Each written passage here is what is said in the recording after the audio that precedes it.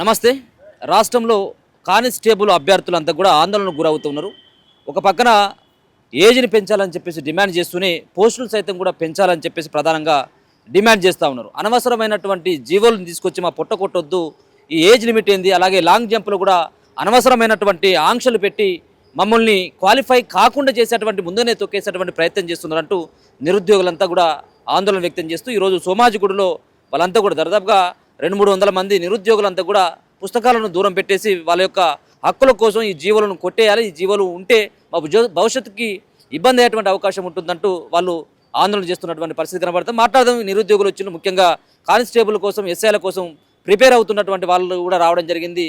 కానిస్టేబుల్కి 36, అలాగే ఎస్ఐకి 38 సంవత్సరాలు పెంచాలని చెప్పేసి కూడా ప్రధానంగా డిమాండ్ వినబడుతుంది. ఒకసారి వీళ్ళందరితో కూడా మాట్లాడేటువంటి ప్రయత్నం చేద్దాం. వచ్చినటువంటి వాళ్ళంతా కూడా చాలా రోజులుగా, చాలా ఏళ్ళుగా ప్రిపేర్ అవుతున్నటువంటి వ్యక్తులంతా వీళ్ళు కూడా ఫ్యామిలీకి దూరం అయిపోయారు. ఒక పక్కన కుటుంబాన్ని వదిలేసి ఇక్కడే లక్షల రూపాయల ఖర్చు పెట్టి చదివినటువంటి విద్యార్థులంతా కూడా చాలా రకాలుగా మోసపోతా ఉన్నాం. ముఖ్యంగా ఈ జీవుల ద్వారా మాకు అన్యాయం జరుగుతుందని చెప్పేసి వాళ్ళంతా కూడా కన్నీళ్లు కాలుస్తున్నటువంటి సందర్భం కనబడుతుంది. మాట్లాడేటువంటి ప్రయత్నం చేద్దాం. ఎక్కడ తల్లి మీది? నాది నాగర్ కర్నూలు డిస్టిక్ అన్న. నేను కొత్తపేటలో ఉంటా. లాస్ట్ టైం నోటిఫికేషన్ లో కొన్ని మార్కుల తేడాతోటి నేను జాబ్ మిస్ అయినా. జీవో నంబర్ 34 ఇయర్స్ వరకు ఛాన్స్ ఉంది కదా అని మళ్ళీ స్టార్ట్ చేసిన సార్. నేను 2 ఇయర్స్ నుండి కంటిన్యూ ప్రిపరేషన్ లో ఉన్నా. ఇప్పుడు మొన్న 87 జీవో తీసుకొచ్చిన తర్వాత ఏజ్ రిలాక్సేషన్ 32కి కుదించిండ్రు. ఇప్పుడు మొన్న ఏజ్ కట్ ఆఫ్ వచ్చి జూలై 1, 2026 అని పెట్టారు. నాది జూన్ 12 అన్న. 19 రోజుల తేడాతోని దానికి నేను అర్హురాలని గాను అని ఆ బాధ తట్టుకోలేక ఇక్కడికి వచ్చిన. ఎవరికి చెప్తే మా గోస వినిపిస్తుందో అని ఇక్కడికి వచ్చి అడుగుతున్నా సార్. అంతే. అంటే ఇప్పుడు ఎట్లాగో ఏజ్ లిమిట్ నాకు ఏం అయిపోలేదు కాబట్టి మీరు చదువుకున్నారు, ప్రిపేర్ కూడా కావడం జరిగింది. తీరా చూసేసరికి మీకు అవకాశం లేకుండా పోతాం. అవును అవును. ఏంటి ఇప్పుడు గవర్నమెంట్ ఏం రిక్వెస్ట్ చేస్తాం సార్, మాకు మీరు జీవోలు పాస్ చేసి అది ఇన్ టైంలో మీరు ఎట్లా ఇవ్వకపోవడానికి ఎన్ని కారణాలు ఉన్నాయో అది మా తప్పు కాదు. ఒకవేళ అదే మీరు ఇచ్చిన టైంలో రిక్రూట్మెంట్ నుండి నోటిఫికేషన్ వచ్చినుంటే మేము ఈరోజు ఇట్లా రోడ్డు మీదకి వచ్చి బాధపడాల్సిన అవసరం మాకు లేకుంటుండే. 19 రోజుల తేడాతోనంటే నేను ఇంట్లో ఇన్ని రోజులు మా మమ్మీ జాబ్కి ప్రిపేర్ అవుతుంది, పోలీస్ అవుతుంది అని. నా పిల్లలు చిన్నపిల్లలు, వాళ్ళకి ఏం తెలుస్తుంది? మా మమ్మీ కోచింగ్ పోతుంది, పోలీస్ అవుతుంది అని. అదొక నన్ను చూసి కూడా చదువుకునే పిల్లలల్లా చదువుకోవాలన్న ఇంట్రెస్ట్ వచ్చేటట్లు నేను అట్లా ప్రిపేర్ అయినా. ఒక హౌస్ వైఫ్ గా, వర్కింగ్ ఉమెన్ గా అట్లా ఉండి లాస్ట్ 1 ఇయర్ నుండి ఇంకా మొత్తం దీని మీదనే డిపెండ్ అయ్యి వదిలేసి ఇక్కడ హైదరాబాద్ లాంటి ప్రాంతంలో వచ్చి ప్రిపేర్ అయ్యా లేదా ఇంటి దగ్గర? లేదన్నా, నేను పిల్లల్ని స్కూల్ కి పంపించి నేను స్టడీ హాల్కి వెళ్ళి చదువుకుంటా. మాకు సెల్ఫ్ ప్రిపరేషనే, మాకు టెస్టులు రాసుకుంటా. ఇన్ని ఫీజులు, స్టడీ హాల్ ఫీజులు, అసలు ఈ నెలకు వచ్చేసి మాకు ఎంత ఇంటికి కాకుండా నాకు ఒక్కదానికి 3-4 వేల ఖర్చు వస్తుంది అన్న. అది ఇప్పుడు నా భర్త పెడుతుందంటే ఈరోజు నేను ఉద్యోగం రాదు, నాకు ఛాన్స్ లేదు అని ఆయనకు నేను చెప్పుకోలేకపోతున్నా. ఈ నోటిఫికేషన్ వచ్చింది, ఇట్లా 32 వచ్చింది, నాకు ఛాన్స్ లేదు అని చెప్పుకునే పరిస్థితి కూడా లేదు. ఒకవేళ వస్తుందేమో ఇప్పుడే చెప్పి బాధ పెట్టడం ఎందుకు? అసలు నాకు ఇంట్లో ఏం చెప్పాలనో కూడా నాకు అర్థమైతలేదు. మీ ఖర్చులకు కానీ, మీ ఇన్స్టిట్యూట్ కానీ, మీ చదువులకు కానీ మీ భర్త పెట్టి ఉంటాడు కాబట్టి మళ్ళీ దాని తర్వాత కూడా టార్చర్ అయ్యి 4-5 సంవత్సరాలు చదువుతున్నావు, ఖర్చు పెట్టి అన్నటువంటిది కూడా ఎదుర్కోవాల్సినటువంటి అవసరం ఉంటుంది. ఆయన ఏమి అట్లా అంటే వస్తుందన్న నమ్మకంతోనే, ఇప్పుడు ఆయనకు లేదు కాబట్టి నాకు వస్తే నా పిల్లల భవిష్యత్తు మంచిగా ఉంటుంది అన్న ఉద్దేశంతో నాకు చదివిపించిండు. కానీ డబ్బులు ఖర్చు అవుతాయి, బాధ ఉంటది పెట్టినందుకు. కానీ అది నేను ఉద్యోగం కొట్టినుంటే అదేం కనిపించకపోయేది. ఇప్పుడు నా మీద ఇన్వెస్ట్మెంట్ చేసినట్టే కదా, అది ఇంకో దాని మీద పెట్టినా నా పిల్లల భవిష్యత్తుకు ఉపయోగపడేది. ఆ డబ్బులు ఏజ్ పెంచాలని చెప్పేసి ఒక పక్కన డిమాండ్ చేస్తూనే ఉద్యోగాలు సైతం కూడా పెంచాలన్నటువంటి డిమాండ్ ఉందా? కేవలం ఈ ఏజ్ ఒకటి మాత్రమే పెంచితే సరిపోతుందా? కేవలం 7,400 ఉద్యోగాలతో చాలా మంది, లక్షల మంది అభ్యర్థులంతా కూడా చాలా రోజుల్లో ప్రిపేర్ అవుతా ఉన్నారు. 20,000 ఉద్యోగాలు భర్తీ చేయాల్సిన అవసరం ఉంది, ఖాళీలు కూడా ఉన్నాయని చెప్పేసి డీజీపీ గారు స్టేట్మెంట్ ఇవ్వడం జరిగింది. ఈ ఉద్యోగాలకు సంబంధించిన విషయంలో 7,400 ఇవ్వడం, దాని పట్ల మీరు ఎట్లా స్పందిస్తారు అన్న? ఏజ్ రిలాక్సేషన్ ఇచ్చి ఉద్యోగాలు పెంచితే అసలు మా డిస్టిక్ నాగర్ కర్నూలుకి 75 పోస్టులు ఉన్నాయి. నాది BCD కేటగిరీ. నాకు అసలు 1-2 పోస్టులు కూడా వస్తాయన్న నమ్మకం లేదు. నేను ఇప్పుడు నాకు ఏజ్ రిలాక్సేషన్ ఇచ్చినా కూడా నేను ఓపెన్ లో కొట్టాల్సిందే. ఏజ్ రిలాక్సేషన్ ఇచ్చి పోస్టులు పెంచితే ఇంకా అసలు ఈ గవర్నమెంట్ కి మేము పాదాభివందనం చేస్తాం సార్. ఇంకా అంతే. మీరు ఏ డిస్ట్రిక్ట్ మీది? నేను ఉమ్మడి హైదరాబాద్ రంగారెడ్డి జిల్లా అభ్యర్థినన్న. మాకు అసలు జిల్లాకి పోస్టులే ఇవ్వలేదన్న. మాకు కానీ రంగారెడ్డికి కానీ వికారాబాద్ జిల్లాకి కానీ చాలా తక్కువ పోస్టులు ఉన్నాయి. మా చార్మినార్ జోన్లో మొత్తం 13 SI పోస్టులే ఉన్నాయి. ఈరోజు 0 పోస్టులు అనడం హార్ట్ ఆఫ్ ది తెలంగాణ నుంచి వచ్చిన వాళ్ళమన్నా. ఇప్పుడు హార్ట్ ఆఫ్ ది తెలంగాణ అంటే మనదేంది హైదరాబాద్ రంగారెడ్డిని. ఇక్కడ మీరు ఏదో దొంగ జీవో లెక్క 81 జీవో తీసుకొచ్చి 0 పోస్టులు అనడం, 5,000 ఏవైతే ఫైనాన్షియల్ అప్రూవల్ అయినాయో ఆ ఫైనాన్షియల్ అప్రూవల్ పోస్టులు వేరే జిల్లాలకు మరలించడం. ఈరోజు మేము అడిగితే ఖాళీలు మేము చూస్తున్నాం. హైదరాబాద్ రంగారెడ్డిలో ఆల్మోస్ట్ ప్రతి పోలీస్ స్టేషన్లో వేకెన్సీలు ఉన్నాయి. 5,000 ఖాళీలు దాకా ఉన్నాయి. ఈరోజు మాకు 0 ఇస్తా అంటారు. సిటీలో డ్రగ్స్ కానీ గాంజా కానీ పెరిగిపోతుంది, సైబర్ క్రైమ్ ఎక్కువైంది. మీరు ఇది ఎలా అరికడతారన్నా? మాకు పోస్టులు ఇవ్వకుండా ఎలా అవుతుంది? ఎంట్రీని దాగి చావమంటారా? ఈరోజు మా అభ్యర్థులు 4 సంవత్సరాల నుంచి ప్రిపేర్ అవుతుర్రు. ఏ రోజైతే నోటిఫికేషన్ వచ్చిన రోజు నుంచి ఈ రోజు వరకు నిద్ర లేని రాత్రులు మాత్రమే గడుపుతున్నారన్నా. ఏం చేయాలన్నా? దయచేసి రేవంత్ రెడ్డి గారు మీ కాళ్ళు మొక్కుమన్నా మొక్కుతాం. మాకు హైదరాబాద్ అభ్యర్థికి, రంగారెడ్డి అభ్యర్థికి, భువనగిరి అభ్యర్థికి దయచేసి మీరు పోస్టు కల్పించండి. ఏం చేయాలని మీరు చెప్పండి. కలవని మంత్రి లేడు, అడగని హైదరాబాద్ ఎమ్మెల్యే లేరు. ఏం చేయాలన్నా? దయచేసి హైదరాబాద్ ఎంపీ ఎమ్మెల్యేలు, ఇంకా హైదరాబాద్ ఎమ్మెల్యేలు, రంగారెడ్డి ఎమ్మెల్యేలు దయచేసి అన్నా మీ 0 పోస్టులు వచ్చినాయి అన్నా, మీ బిడ్డనే అన్నా, పట్టించుకోండి అన్నా. దయచేసి దండ పెట్టి అడుగుతున్నా రేవంత్ రెడ్డి గారు, మీరు మా జోన్ అభ్యర్థులే. వికారాబాద్ జోన్ నుంచి నేను వచ్చినాను, మీ జిల్లా అభ్యర్థునే నేను. దయచేసి మీకు దండం పెట్టి అడుగుతున్నా. ఇంకా ఏజ్ రిలాక్సేషన్ విషయం అన్నా, ఏజ్ చూసుకుంటే అన్నా 31 జీవో తీసుకొచ్చింది మీరే. ఆ రోజు 34 సంవత్సరాలు ఉన్నాయని ఆ రోజు నేను టాటాలో జాబ్ చేసేటోని వదిలేసి మళ్ళీ ప్రిపరేషన్ స్టార్ట్ చేసినాను. ఈరోజు దొంగ జీవో లెక్క 87 జీవో తీసుకొచ్చి దాన్ని 32కే చేసేసి నా పరిస్థితి ఏం కావాలన్నా? నేను ప్రిపేర్ కావాలన్నా? మీ చుట్టూ తిరగాలన్నా? మీ ఎవరి చుట్టూ తిరగాలన్నా? ఏ మంత్రి చుట్టూ తిరగాలి చెప్పండి? ఎంట్రీ తాగి చావన్నా అన్న చెప్పండి. ఆ విషయం అన్నా చెప్పండి. ఈరోజు ఏజ్ లేదు, ఏజ్ గురించి పోరాడు, పోస్టుల గురించి పోరాడు. ఒక్కొక్క జిల్లాలో అన్న 15 రకాల కేటగిరీలు ఉంటాయి అన్న. 15 రకాల కేటగిరీలకి మీరు ఇచ్చిన 7,000 పోస్టులు ఎట్లా సరిపోతాయి? 19,000 ఇవ్వండి సారు అంటే 19వ తారీఖు అప్లికేషన్ డేట్ స్టార్ట్ చేసారు. మీరు ఏం చేయాలి సార్? మేము చెప్పండి ఇప్పుడు ఏం చేయాలి? థ్యాంక్ యూ అన్న. ఓకే, మీరు ఒకసారి ఇటండి. మీరు ఇంతకుముందు కూడా మాట్లాడడం జరిగింది, ఏదో కాంగ్రెస్ పార్టీ కార్యకర్త 3 పిల్లలు అని చెప్పేసి. ఏంటి పరిస్థితి, కుటుంబ పరిస్థితి ఏంది? ఒక పక్కన ఎట్లా మీరు లాస్ అవుతా ఉన్నారు, ఒక పక్కన ఉద్యోగాలు ఇస్తున్నాం మేము, కానిస్టేబుల్ ఉద్యోగాలు కూడా మేము భర్తీ చేస్తున్నాం అని ప్రభుత్వం చెప్తా ఉంది. సో ఎటువంటి అన్యాయం జరుగుతూ ఉంది మీకు? జీవోల ద్వారానా, లేకపోతే ఏజ్ లిమిట్ పెంచాలన్నటువంటిదా, లేకపోతే పోస్టులు పెంచితే మీకు న్యాయం జరుగుతుందా?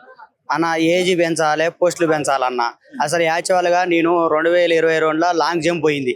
లాంగ్ జంప్ పోయినప్పుడు ఏమైంది, 3.8 లేదు, 4 మీటర్ ఉండడం వల్ల నేను దూకలేకపోవడం కాదు కానీ ఫౌల్ అన్నారు 2 సార్లు. ఫౌల్ అంటే మనం ఏం చేస్తాం, ఇక్కడ ఇచ్చే ఛాన్సులు కూడా ఎక్కువ ఇవ్వకుండా 3 సార్లు ఇచ్చిర్రు. మనం ఇప్పుడు నన్ను చూసి అర్థమవుతుంది, నేను ఆ రోజు ఇంకా తక్కువ ఉంటా, దూకలేకపోయినా. ఇక ఈ జీవో తీసుకొచ్చి ఇప్పుడు ఏజ్ అప్పుడు 32 ఉండే, కేసీఆర్ గారు 32 ఇచ్చిండు. ఇప్పుడు మన ప్రభుత్వం వచ్చింది. నేను అనుకున్నా కదా మన రేవంత్ అన్న ప్రభుత్వం వస్తే మనకు ఉద్యోగాలు వస్తాయి, ఏజ్ పెంచుతా అంటుండు, ఈ మంచి ఉద్యోగాలు వస్తాయి, మనం కూడా ఒక ప్రభుత్వంలో భాగస్వామ్యం అవుతాం అన్న ఉద్దేశంతో నేను యాక్చువల్గా 2022లో ఈవెంట్ పోగానే నేను ఏం చేసిన, జాబ్లో చేరిన. అసలు యాక్చువల్గా నాకు అప్పటికే 29 ఏళ్ళు పడుతున్నాయి. అయితే ఈ 2024లో ఈ మన రేవంత్ రెడ్డి అన్న వచ్చి ఏం చేసిండు, 31 జీవో తీసుకొచ్చిండు. 31 జీవో తీసుకొచ్చి రావడం వల్ల మనకు 32 ఉన్న ఏజ్ 34 అయింది. 34 అయితే అరే నాకు 32, అదే 2023కి నాకు ఆల్రెడీ 30 ఏళ్ళు వచ్చినాయి, ఇంకా చూసి ఇంకా 4 ఏళ్ళ ఉంది కదా, ఈ పని చదువుకుంటే మనం కొద్దిగా గెటాన్ అవుతాం కదా అని నేనేం చేసిన, జాబ్ బంద్ చేయడం జరిగింది. ఆ జాబ్ బంద్ చేసినాక ఏమైంది, గట్టిన చదువుకుంటూ వచ్చినాం. ఈ రీసెంట్గా మన మే నెలలో 81 జీవో తీసుకొచ్చి ఉన్న 87 జీవో తీసుకొచ్చి మనకు 34 ఉన్న ఏజ్ని కానిస్టేబుల్కి 32 చేసిండు, ఎస్ఐకి 37 ఉన్నదాన్ని 35 చేసిండు. అప్పుడు నేనేం చేసిన, నాకు అప్పటికే ఇప్పుడు 3 పిల్లలు, నాకు నేను 400 రెంట్ తీసుకొని ఉంటున్నా. నా పరిస్థితి ఇప్పుడు ఏం కావాలి, దగ్గర ఇప్పుడు 5 లక్షలు అప్పు అయింది. నేను ఇప్పుడు 2023 నుంచి అంటే తక్కువ మాటలేదైనా ఇదే ఉద్దేశంతో కాంగ్రెస్ ప్రభుత్వం గెలవాలి, మనకు ఉద్యోగాలు వస్తాయని ఇక్కడ ఉండి ఇసిపెట్టిపోయి ఇంటికి పోయి మరి మా మిర్యాలగూడ నియోజక BLR గారిని భారీ మెజార్టీతో గెలిపించుకోవడం, అలాగే మా సర్పంచ్ గారిని గెలిపించుకోవడం, ఇలా గెలిపించుకోవడంతో జరిగింది. తీరా జీవో మన నోటిఫికేషన్ వచ్చి ఇక మనం డైలీ మనం ఏం చేస్తామన్నా, మనం చదువుకోవడమే మన పని. ఇక మనకి ఎవరితో మనకు రాజకీయం ఎందుకు, రాజకీయం ఆయన చేసుకుంటాడు, మనం చదువుకొని ఉద్యోగాలు కొట్టుకోవాలి, మన పరిస్థితి మనకు ఉంటుంది. ఇంటికాడ 3 పిల్లలు, వాళ్ళకు తిండి బట్ట, మనకు ఖర్చులు, ఇలా ఏవో బుక్ కొనాలన్నా 500 అవుతుంది, ఏ టెస్ట్ రాయాలన్నా కూడా 1000, 4000, 5000 ఉంటుంది. అయినా కూడా పోనీ సరే ఇంటికాడ భార్య మీద పుస్తకం కుదపెట్టుకోను, ఇంకేదో కుదపెట్టుకొని, తాడు కుదపెట్టుకొని డబ్బులు తెచ్చుకున్నాం, 2-3 లక్షలు అప్పు అయింది, తెచ్చుకొని చదువుకుంటున్నాం. ఇప్పుడు రీసెంట్గా మన నోటిఫికేషన్ వచ్చి 32 years చేసిండు. ఇప్పుడు ఎవరన్నా ఉన్న ఏజ్కి ఇంకొక సంవత్సరం వెళ్తే యువకులకు అవకాశం కలుపుతుంది, పోస్టులు ఇస్తాం, ఉద్యోగాలు కలుపుకోవడం అంటే ఏమన్నా ఉంటుంది. కానీ ఉన్న ఏజ్ తీసేసి ఇప్పుడు నా పరిస్థితి ఏందన్నా, నాకు ఇప్పుడు May 21కి 33 పడ్డాయి. అంటే 40 రోజుల గ్యాప్ తోటి నాకు ఏజ్ రిలాక్షన్ పోతుంది. ఇప్పుడు నేనేం చేయాలి, నా పిల్లలు ఏంది, నేనేంది, నా భార్య ఏంది, ఇప్పుడు మేము చావాలనా? ఇప్పుడు నీ వల్ల అన్న రేవంత్ అన్న, నువ్వు ఎక్కడున్నావో ఏం చేస్తున్నావో, నీ పిల్లలు లెక్క మేము అనుకో, నీ అన్న కొడుకుని అనుకో, లేకపోతే నీ కొడుకుని అనుకో, నీ తమ్ముని అనుకో, ఏమన్నా అనుకో అన్న, మాకు ఒక్క అవకాశం మాకు మేము మేమేం ఉద్యోగం ఇవ్వమంటలే, మాకు అవకాశం కల్పించు. అలాగే ఇప్పుడు మా డిస్టిక్లో 251 వచ్చినాయి అన్న నల్గొండల. మేమేమంటున్నాం, ఇంకొక 3000 పెంచు, 3000 పెంచితే కనీసం 10,000 అన్న. ఇప్పుడు మన కేసీఆర్ ఉండు ఎప్పుడు 10,000, 15,000, 18,000 వేసిండు. మేమేమంటున్నాం, ఆయన 10,000 వేసిండు, మనం కూడా తగ్గొద్దు కదా. మన ప్రజాపాలనలో తెచ్చుకున్నప్పుడు మనం ఏం చేయాలి, ఇంకొక మెట్టేసే నేను పలానాడు వేసిన అని మనం చెప్పుకోగలుగుతాం. ఇప్పుడు ఉన్న పోస్టులలో నువ్వు కోసేసి మాకు ఏజ్ తగ్గించి, పోస్టులు తగ్గించి, ఇప్పుడు మేమేం చేయాలన్నా, మా పరిస్థితి ఏం చెప్పు. ఈ రోజు మేము సచ్చే అసలు మాకు ఏం అవసరం అన్న ఈ హైదరాబాద్ రావటం అండి, ఈ ప్రెస్ క్లబ్. ఇంతవరకు నా జీవితంలో నేను అసలు ఈ ప్రెస్ క్లబ్ ఎప్పుడు చూడలే. ఈడికి వచ్చి అభ్యర్థులు 200-300 మంది నీళ్లు లేక, తిండి లేక ఈ రోజు రావాలంటే ఇలా 500 అన్నా. నీకు తెలియదు ఆ పరిస్థితి. ఏ ఛార్జీలు, ఏ ఒక ఛార్జీ పోతేందుకు 210 రూపాయలు, వస్తేందుకు 410 రూపాయలు. మరి ఇక్కడ ఉండడానికి మా పరిస్థితి ఏం కావాలి? మాకు ఏం లేదన్నా. మీరు కానిస్టేబుల్కి 36 సంవత్సరాలు, ఎస్ఐకి 38 సంవత్సరాలు చేసి మాకు ఒక దేవుని ఆపద్ బాంధువు లెక్క అయ్యి మమ్మల్ని ఒక ఉద్యోగిగా చేస్తే నీ జీవితాంతం మా ఇంట్లో మా తల్లిదండ్రుల ఫోటో పాటు మీ ఫోటో కూడా పెట్టుకొని జీవితాంతం నిన్ను ఒక అన్నలాగా భావిస్తామని మేము కోరుకుంటున్నాం. అన్న ఒకసారి ఇట్రాని. సో ఎవరిని చూసినా కానీ నిజంగా కదిలిస్తే కన్నీళ్ళే కాల్చేటట్టుగా ఉన్నారు. ఎందుకంటే పాపం వీళ్ళందరూ కూడా చాలాసార్లు అటెంప్ట్ చేయడం జరిగింది. ఏజ్ ఎట్లాగో పెరుగుతుంది కదా అన్నటువంటి ఉద్దేశంతో చాలా ఏళ్ళుగా ప్రిపేర్ అవుతున్నారు. సో చివరికి వచ్చేసరికి ఇది పరిస్థితి. ఏం చెప్పదలుచుకోరు అన్న? ఏం లేదన్న, 4 ఏళ్ళ నుంచి నోటిఫికేషన్ లేదు. 4 ఏళ్ళ నుంచి అతి దారుణంగా ప్రిపేర్ అయినాం. ఇప్పుడు మీరు నోటిఫికేషన్ ఇస్తే ఓపెన్లో జాబ్ కొట్టేంత సత్తా కూడా అందరికి ఉన్నది.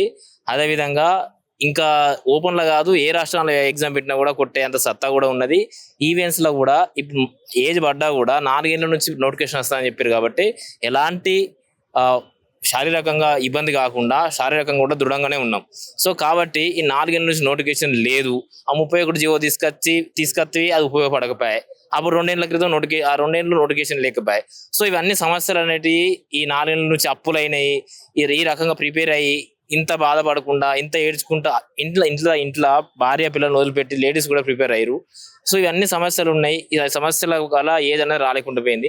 మేము అడిగేది ఏంటంటే ఉద్యోగాలు పెంచమని అడుగుతలేము, గవర్నమెంట్ విమర్శిస్తలేము. సో అడిగేది ఏంటంటే, రిక్వెస్ట్ పూర్వకంగా అడిగేది ఏంటంటే, ఏజ్ రిలాక్సేషన్ గవర్నమెంట్ చేసిన తప్పిదాన్ని సవరించుకోవడానికి అవకాశం వాళ్ళ చేతుల్లోనే ఉంది. ఆ అవకాశాన్ని సవరించుకొని కానిస్టేబుల్ అభ్యర్థులకు 36 సంవత్సరాలు ఉన్న వారికి అప్లికేషన్ పెట్టుకున్న విధంగా, ఎస్ఐ అభ్యర్థులకు కూడా 38 సంవత్సరాలు ఉన్న వారికి అప్లికేషన్ పెట్టుకునే విధంగా అవకాశం ఇస్తే అందులో జాబ్ వస్తుంది, లేకుంటే లేదు. అది మా సత్తా మీద ఆధారపడి ఉంటుంది. మీ సత్తాను నిరూపించుకునే ప్రయత్నం చేస్తాం. సో ఇట్లా ఈ యొక్క అవకాశం ఇవ్వాలని చెప్పేసి రేవంత్ అన్నను, బల్మూరు వెంకటన్నకు అయితే ఇక మా బాధలు తెలిసినటువంటి ఏకైక దేవుడు వాళ్ళు ఉన్నారంటే బల్మూరు వెంకటన్ననే. ఆయన అర్థం చేసుకుంటే సమస్య చిటికలు అయిపోతుంది. నిన్న బల్మూరు వెంకటన్న దగ్గరికి ఇక్కడ ఉన్నటువంటి ఇక్కడ వచ్చిన వాటికంటే ఎక్కువ సంఖ్యతో వెంకటన్న ఎమ్మెల్యే క్వార్టర్స్కి అయినాం. అన్న ఉన్నాడో లేడో తెలియదు, ఢిల్లీకి ఏంటి అని చెప్పారు.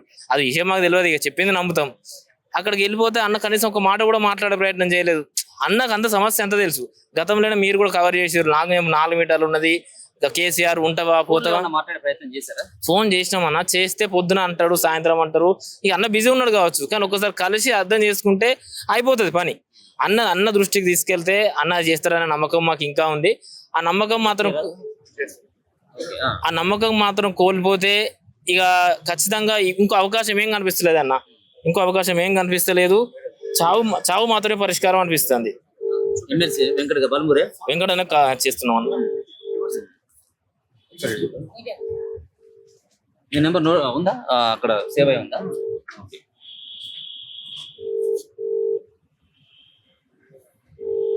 అంతకుముందు హలో అన్న నమస్తే అన్న, మేము ఎస్ఐ కానిస్టేబుల్ అభ్యర్థులం అన్న. ఏజ్ రిలాక్సేషన్ కోసం మీకు విపరీతంగా ఫోన్లు చేస్తున్నాం అన్న. కొంచెం ఏజ్ రిలాక్సేషన్ ఎస్ఐకి 38 సంవత్సరాలు, కానిస్టేబుల్కు 36 సంవత్సరాలు వచ్చే విధంగా చొరవ తీసుకోండి అన్న ప్లీజ్. అన్న లైన్లో ఉన్నారన్న, మాట్లాడండి. అన్న నమస్తే అన్న. అన్న నమస్తే అన్న. మీడియా ముందు ఉన్నావు అన్న, మీడియా ముందు ఉన్నావు. ఏం లేదన్న, పోలీస్ అభ్యర్థులు అందరూ కూడా భయపరిమితి పెంచండి అని చెప్పేసి గత వారం రోజులుగా ఇబ్బంది పడుతున్నారు అన్న. మీ దృష్టి కూడా తీసుకొచ్చే ప్రయత్నం చేస్తున్నాం అన్న. దయచేసి ఈ యొక్క విషయాన్ని సీఎం గారి దృష్టికి తీసుకెళ్లాలని మేము మిమ్మల్ని కోరుతున్నాం అన్న. మీడియా ముఖంగానే మాట్లాడుతున్నాం అన్న. హలో హలో లైన్లో ఉన్నారు కదా, లైన్లో ఉన్నాడు, కట్ కాలేదు. వినపడట్లేదు. ఒక్కసారి మళ్ళీ ఒకసారి కట్ చేసి మళ్ళీ చేయండి. The person you're trying to reach is not available. At the tone, ఏంటిది ఇందిరా అంటే చాలా పోరాటాలు. సో నిరుద్యోగుల కోసం ఉద్యోగాలు కావాలి, గ్రూపులు కావాలి, లేకపోతే మెగా డిఎస్సి కావాలి, ఇప్పుడు పోలీస్ కానిస్టేబుల్. ఏంటిది ఒక పక్కన 2 లక్షల ఉద్యోగాలతో జాబ్ క్యాలెండర్ అని చెప్పేసి. సో ఎవరిని చూసినప్పుడు కూడా నిరుద్యోగులు, అశోక్ నగర్ కానీ దిల్సుఖ్ నగర్ ఎక్కడికి వచ్చినా రోడ్ల మీద నిరుద్యోగులు కనబడతాను. ఏంటిది ఈ ప్రాబ్లం అంతా సాల్వ్ కావడానికి ఏంటిది? సో రేవంత్ రెడ్డి యొక్క వ్యవహారం ఎట్లా కనబడతాం చూస్తారు కదన్న. ఇప్పుడు మేము ముందుకు వచ్చి మాట్లాడుతున్నామో కొంతమంది పేడ్ ఆర్టిస్టులు మాట్లాడుతారు, కొంతమంది కావాలని మాట్లాడుతారు, రాజకీయం చేస్తున్నట్టు. ఏ నిరుద్యోగిని కదిలించినా కూడా కన్నీరే కనబడుతుంది. అరే ఈ రాష్ట్రంలో నిరుద్యోగుల బాధను పట్టించుకునే నాదుడు కూడా లేడా? ఒక విద్యాశాఖ మంత్రి లేదు, ఒక హోంశాఖ మంత్రి లేడు. ఎవరిని అడగాలి, ఎక్కడ అడగాలి, ఎవరిని పోయి పట్టుకోవాలి, మరి ఎట్లా ఈ సమస్య సాల్వ్ అవుతా ఒక విషయం లేదు. మా పేర్లు చెప్పి పదవులు పొందిన వాళ్ళు బల్మూరి వెంకట్ గారు ఉన్నారు, రియాజ్ గారు ఉన్నారు, అద్దంకి దయాకర్ గారు ఉన్నారు. అదే విధంగా చాలా మంది నిరుద్యోగులు మేము సోమాజిగూడ ప్రెస్ క్లబ్ లో, అదే విధంగా అశోక్ నగర్ లో, దిల్సుఖ్ నగర్ లో, కరీంనగర్ లో, వరంగల్లో ధీటుగా ధర్నాలు చేస్తుంటే కనీసం ఒక్క నాయకుడు కూడా పట్టించుకున్న పాపన లేడన్న. ఒక్కసారి మీరు చూడండి. ఇలా నేను మాట్లాడడం కాదు, చాలా మంది నిరుద్యోగులు నేను ఇలా మాట్లాడదాన్ని ఫిక్స్ అయిపోయాను. ఎందుకంటే వీళ్ళతోటే మాట్లాడిపియాలి, వీళ్ళతోటి వీళ్ళ బాధ తెలియాలనే ఒక ఉద్దేశంతో మీ ముందే బల్మూరి వెంకట్ గారికి కూడా ఫోన్ చేయడం జరిగింది. అంటే ఆయన మాట్లాడడం ఉద్దేశం లేదో, ఆ అవకాశం లేదో మాకు తెలియదు, కానీ ఎక్కడున్నా మాకు తెలియదు. కానీ కనీసం ఆ మాటలు వింటే మాత్రం ఒక్కసారి వీళ్ళ బాధలు, వీళ్ళ గాథలు విని ఆ వయోపరిమితిని 36ని 38 పెంచండి అని చెప్పేసి అంటున్నాం. ఉద్యోగం వస్తుందని చెప్పి వాళ్ళ భర్త ఆటో దోలి వాళ్ళ కొడుకులు ఇద్దరిని కూడా ఇలా ప్రైవేట్ స్కూల్ పంపించి వాళ్ళకి అంతా అయిపోయిన తర్వాత కూడా చదువుకొని ఉద్యోగం కూడా తప్పదున్న ఒక ఆడపిల్ల రోదన, ఆవేదన మంచిది కాదు. ఈ ఒక్కసారి రేవంత్ రెడ్డి గారు మిమ్మల్ని తిట్టడం కాదు, మిమ్మల్ని ఎక్కడ కూడా తిట్టడం, విమర్శిస్తున్నాం. నిజంగా మా బాధలు వినండి అని చెప్పేసి మేము ఇలా ఈ మీడియా ముఖంగా మాట్లాడుతున్నాం. 36 అవసరం ఉన్నప్పుడేమో నోటిఫికేషన్ ఇచ్చి, అంటే జియో ఇచ్చి అప్పుడు నోటిఫికేషన్ లేదు, అవకాశం కల్పించరు. కానీ అవసరమైన టైంలో ఇప్పుడు నోటిఫికేషన్ వచ్చింది, మాకు వయోపరిమితిని పెంచండి, అవకాశాలు కల్పించండి, మేము ఉద్యోగాలు కూడా అడగట్లేరు, ఆస్తులు అడగట్లేరు, ఏ పదవులు కూడా అడగట్లేరు, మాకు అవకాశం కల్పించండి, అర్హత ఉంది, అవకాశం కల్పించండి అని చెప్పేసి ఇంతమంది నిరుద్యోగులు ఏడుస్తుంటే కనీసం ఒక ఎమ్మెల్యే మాట్లాడు, ఒక ఎమ్మెల్సీ మాట్లాడు, మీ ముందే చూశాను, ఒక మంత్రి మాట్లాడు. అద్దంకి దయాకర్ ఎట్లా పదవి వచ్చింది, బల్మూరి వెంకట్ గారికి ఎట్లా పదవి వచ్చింది. అదేవిధంగా చాలా మంది ఇలా రాజకీయ నిరుద్యోగులు మా వల్లనే ఇలా భిక్ష ఇలా పదవులు పొందిన వాళ్ళు కోదండరామ్ గారు ఉన్నారు. ఇలా ఒక్కరన్నా మాట్లాడుతున్నా. ఇదే సోమాజిగూడ ప్రెస్ క్లబ్ వచ్చి అద్దంకి దయాకర్ గారు, రేవంత్ రెడ్డి గారు నేను ఉన్నాను, నేను వింటాను అని చెప్పేసి మమ్మల్ని మాతో మాట్లాడిపించి ఇలా గాలి దొరిందేమో. ఆ రోజేమో మా మాటలు విన్నప్పుడేమో మేము ఉన్నానని చెప్పేసి మాతో అంతా మాట్లాడిన తర్వాత ఇలా అంతా అవకాశం మీరు చేతుల్లో ఉంది, మీరు చేసే స్థితిలో ఉన్నారు, చేయండి సీఎం గారు అంటే ఇలా ఇబ్బంది పెట్టే కార్యక్రమాలు చేస్తున్నారు, అరెస్ట్ చేస్తున్నారు. నోటిఫికేషన్ వచ్చి 2 రోజులు అవుతుంది. 2 రోజులు నన్ను ఇలా అబ్దుల్ పోలీస్ స్టేషన్ తీసుకెళ్లి 2 రోజులు ఆనే కూర్చోబెట్టారు. బయటికి వెళ్ళొద్దు, నిర్బంధాలు. ఏంది ఇది? ప్రజాప్రభుత్వమా లేకపోతే పనికిమాలిన ప్రభుత్వమా? మిమ్మల్ని విమర్శించారు రేవంత్ రెడ్డి గారు. మీరు తలుచుకుంటే, బల్మూరి వెంకట్ గారు అన్న మీరు తలుచుకుంటే ఇది 2 నిమిషాలు అయ్యే పని. కాబట్టి దయచేసి ఈ బాధలు తెలుసుకొని వాళ్ళ అవకాశాన్ని కల్పించాలని మీడియా ముఖంగా చెప్తున్నారు. మీరు ఎక్కడ మీదే డిస్టిక్? యాదాద్రి భువనగిరి జిల్లా. మీ జిల్లాకి ఎన్ని పోస్టులు ఉన్నాయి? మా జిల్లాలో చాలా తక్కువ పోస్టులు ఉన్నాయి. ఇంకోటి నేను కాంగ్రెస్ పార్టీకి సంబంధించిన వ్యక్తిని. మా యాదాద్రి భువనగిరి జిల్లాలో నేను యాక్టివ్ కాంగ్రెస్ పార్టీలో ఉంటాను. మన రేవంత్ రెడ్డి గారికి సలహాలు ఇచ్చే వేమినారేందర్ రెడ్డి గారిని కూడా కలిసినాం. మేము మా రాష్ట్ర మంత్రులను కూడా కలవడం జరిగింది. ఎమ్మెల్సీ బల్మూరి వెంకట్ గారిని కలవడం జరిగింది, అద్దంకి దయాకర్ గారిని కూడా కలవడం జరిగింది. వీళ్ళందరూ చేస్తాము, కన్ఫామ్ మీ నిరుద్యోగుల బాధ మాకు తెలుసు, ఖచ్చితంగా మీకు వయోపరిమితి పెంచాలా మేము చేస్తామని చెప్పేసి హామీ ఇచ్చారు. కానీ హామీ ఇచ్చినాక కూడా డివి శ్రీనివాసులు గారి మాట విని వాళ్ళు ఎందుకు నోటిఫికేషన్ రిలీజ్ చేశారు అనేది ఇప్పుడు కూడా మాకు కూడా అర్థం కావట్లేదు. మా నిరుద్యోగులు కూడా చాలామంది చెప్పడం జరిగింది. వివి శ్రీనివాసుల వల్ల ప్రభుత్వాలు కూలిపోతున్నాయి తప్పించి ప్రభుత్వాలకు మంచి పేరు రావడం లేదు. ఇలాంటి ఈ జటిలమైన సమస్యను వీళ్ళు వాళ్ళ దృష్టికి ఉన్నా కానీ వాళ్ళు ఎందుకు సమర్థించుకోలేకపోతారో మాకైతే అర్థం కావట్లేదు. నీకు పర్సనల్ గా ఎటువంటి నష్టం చేకూరుతుంది? జివో 87 ద్వారా మీకు వచ్చేటువంటి 30 ఎన్ని రోజులు గ్యాప్ ఉంది? ఎన్ని రోజులు ఎక్కువ ఉంటుంది మీకు? ఇప్పుడు నా వయసు ప్రజెంట్ 34 సంవత్సరాలు. నాకు నేను 34 సంవత్సరాలు, నాకు 31 జీవో ద్వారా 34 సంవత్సరాలు ఉంటుందని చెప్పి నేను ప్రిపేర్ అవ్వడం జరిగింది. ప్రిపేర్ అవుతూనే ఉన్నా. ఇప్పుడున్న 87 జీవో ద్వారా ఫిబ్రవరి వరకు 31 జీవో అనేది ఎక్స్పైర్ అవ్వడం వల్ల నేను పోలీస్ అభ్యర్థికి నేను ఆస్పిరెంట్ కాలేకపోతున్నా. ఇది నా ఒక మనోవేదన. నేను చాలా ఇయర్స్, ఒక 3-4 ఇయర్స్ నుంచి నేను ఈ పోలీసు కానిస్టేబుల్కి, ఎస్ఐకి నేను ప్రిపేర్ అవుతున్నా.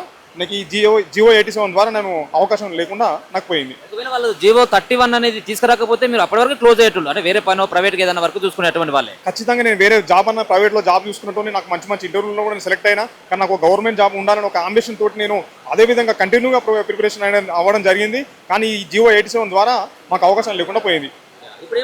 మేము ఒకటే కాంగ్రెస్ పార్టీని ఒకటే విజ్ఞప్తి చేస్తున్నాం. ఒక కాంగ్రెస్ పార్టీ కార్యకర్త, ఒక కాంగ్రెస్ పార్టీ నాయకునిగా నేను ఒకటే విజ్ఞప్తి చేస్తున్నా రాష్ట్ర ప్రభుత్వానికి, రాష్ట్ర ముఖ్యమంత్రి గారికి. ఈ చిన్న నిర్ణయాన్ని మీరు ఎందుకు ఇంత జట్లం చేసుకుంటారు? ఈ అవకాశాన్ని ఎందుకు మా అందరికి కల్పిస్తలేరు? ఈ నిరుద్యోగులతో పెట్టుకోకండి. నిరుద్యోగుల వల్లనే మన కాంగ్రెస్ పార్టీ అధికారంలోకి వచ్చింది. ఈ ఒక్క అవకాశాన్ని, ఒక్క విషయాన్ని మీరు ఎందుకు గమనించలేకపోతున్నారు అనేది నేను రాష్ట్ర ప్రభుత్వానికి నేను విజ్ఞప్తి చేస్తున్నాను నేను మీ ద్వారా. మీది ఇక్కడ ఏ జిల్లా మీది? మాది వరంగల్ డిస్ట్రిక్ట్. మా వరంగల్ డిస్ట్రిక్ట్ పోస్టు 999 ఉన్నాయన్న. పర్వాలేదు ఉన్నాయన్న, పోస్టులు ఉన్నాయి.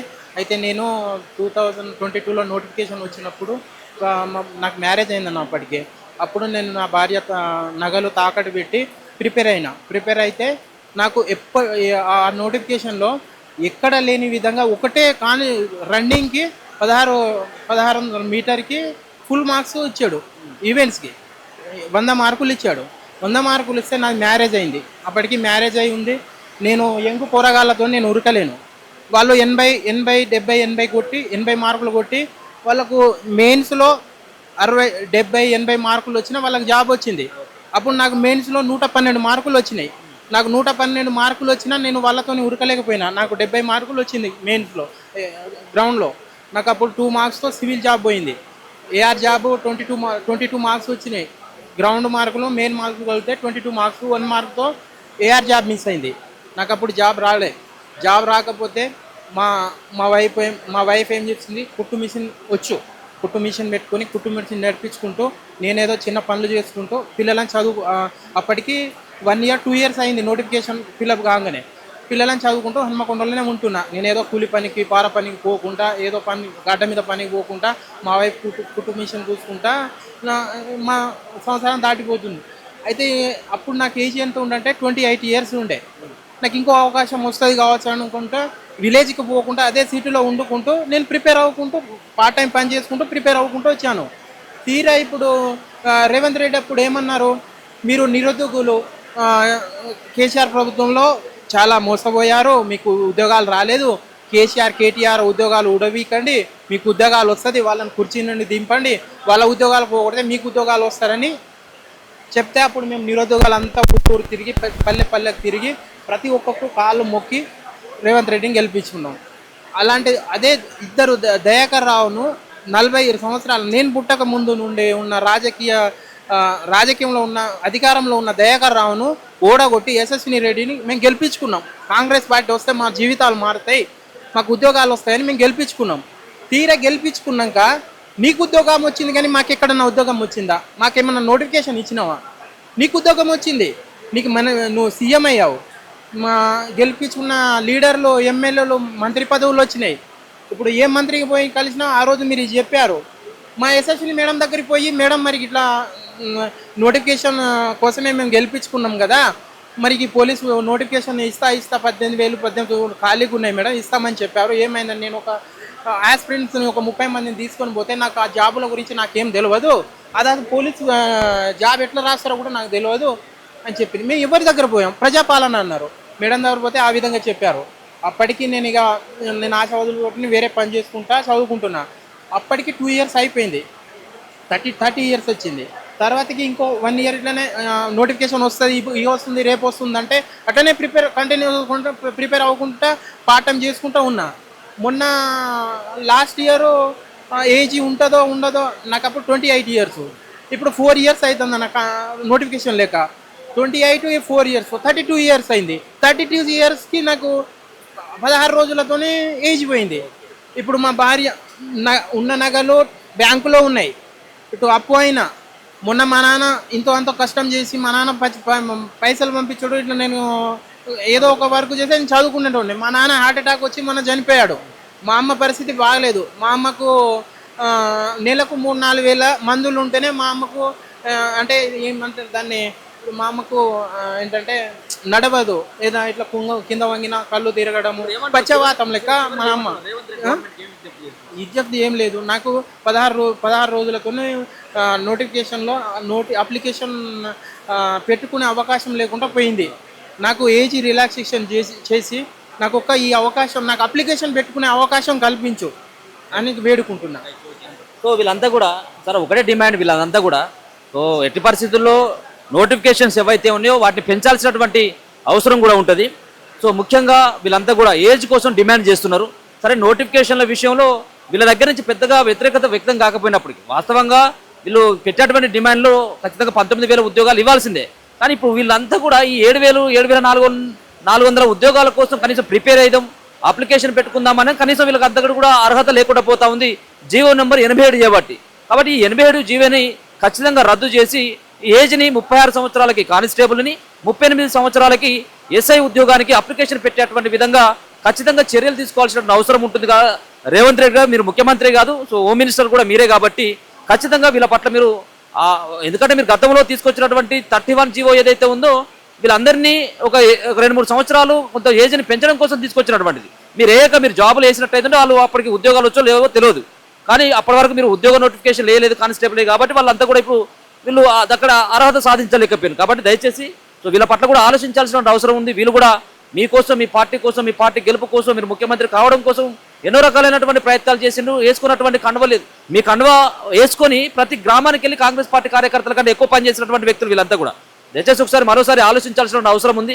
మంత్రులు అయినప్పటికీ వీళ్ళ ద్వారా నిరుద్యోగుల పేరు చెప్పి ఎమ్మెల్సీ లైన్లు, ఎమ్మెల్యే లైన్లు, మంత్రులు అయినటువంటి వాళ్ళు కూడా కనబడతా ఉన్నారు. కనీసం ఫోన్ చేసినా కానీ లిఫ్ట్ చేయాలన్నటువంటి స్థితిలో ఉన్నారు.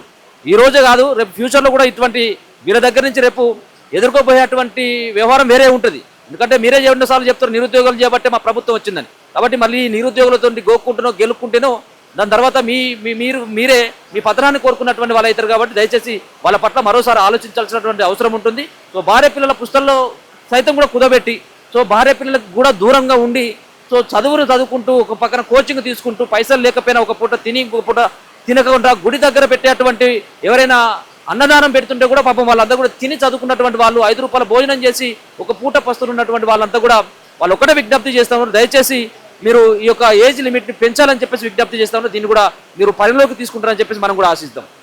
చూస్తూనే ఉండండి మన తొలి వెలుగు.